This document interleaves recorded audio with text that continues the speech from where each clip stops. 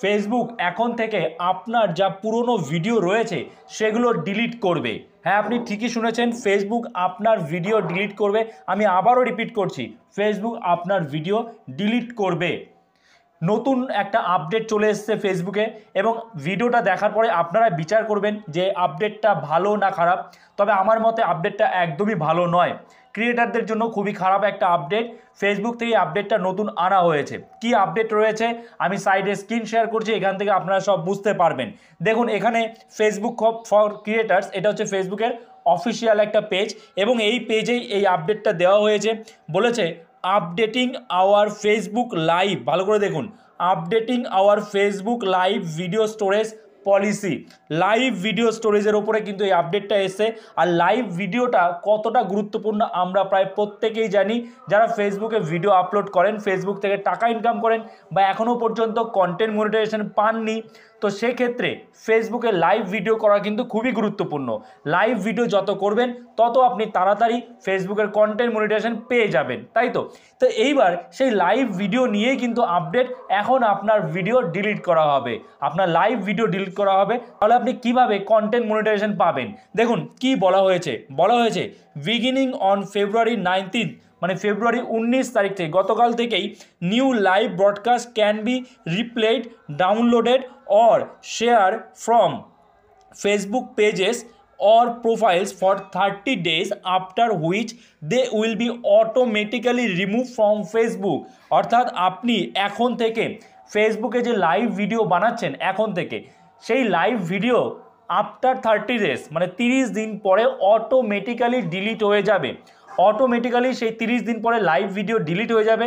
আগে আপডেটটা শুনুন। আমি জানি আপনাদের মনে অনেক রকমের প্রশ্ন চলে আসছে, অনেক কনফিউশন তৈরি হচ্ছে। আগে ভালো করে আপডেটটা শুনুন। 30 দিন পরে আপনার ভিডিও ডিলিট হয়ে যাবে।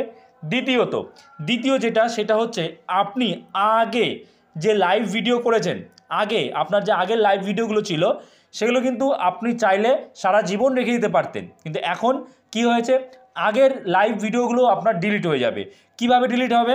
যে live videos currently older than 30 days, তো মানে 30 দিনের পুরনো যে ভিডিওগুলো সেগুলোও ডিলিট হবে, অর্থাৎ পুরনো ভিডিওগুলো। সেক্ষেত্রে আপনার কাছে কিন্তু, সেক্ষেত্রে ফেসবুক কিন্তু আপনাকে নোটিফিকেশন দিয়ে জানাবে যে আপনার এই ভিডিওটা ডিলিট করা হবে।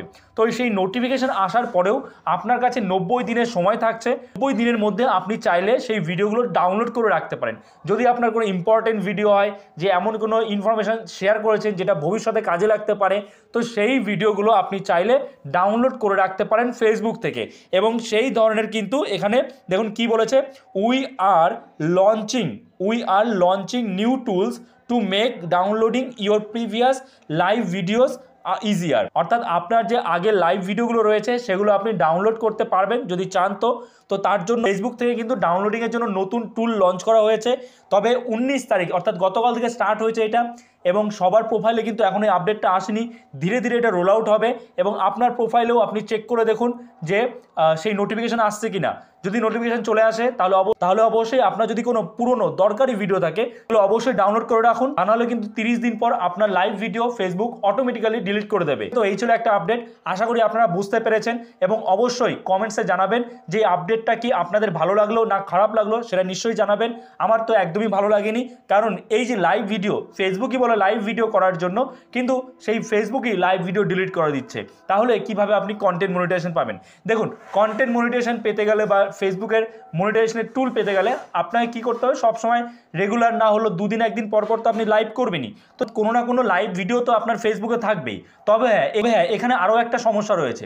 যদি এই কন্টেন্ট মনিটাইজেশন যে টুল, যেটা এখন ইনভাইট অনলি রয়েছে, সেটা যদি ক্রাইটেরিয়া বেসড হয়ে যায়। ক্রাইটেরিয়া বেসড মানে কি, যদি সেখানে ওয়াচ টাইমের প্রয়োজন হয়, যেমনটা আগে ছিল যে 6000 ঘন্টা ওয়াচ টাইম আর 5000 ফলোয়ার্স, যদি সেরকম ওয়াচ টাইম বেসড হয়ে যায়, ক্রাইটেরিয়া বেসড হয়, সেখানে ওয়াচ টাইম প্রয়োজন হয়, তখন কিন্তু লাইভ ভিডিও যেহেতু ডিলিট হয়ে যাচ্ছে, সেক্ষেত্রে ওয়াচ টাইম পূরণ করা কিন্তু অনেকটাই কঠিন হয়ে দাঁড়াবে। তো এই বিষয়ে আপনারাও যদি আমার সাথে একমত হন নিশ্চয়ই কমেন্টস করে জানাবেন। আর এই ভিডিওটা এখানেই শেষ করছি। আশা করছি এই ভিডিওটা আপনার জন্য যথেষ্ট হেল্পফুল হয়েছে। তো অবশ্যই একটা লাইক করে দেবেন এবং চ্যানেলে যদি নতুন হয়ে থাকেন এবং এইরকমই ভিডিওর আপডেট পাওয়ার জন্য অবশ্যই চ্যানেলটাকে সাবস্ক্রাইব করে আমাদের পাশে থাকবেন। তো চলুন, দেখা হচ্ছে নতুন কোনো ভিডিওতে। সবাই ভালো থাকবেন।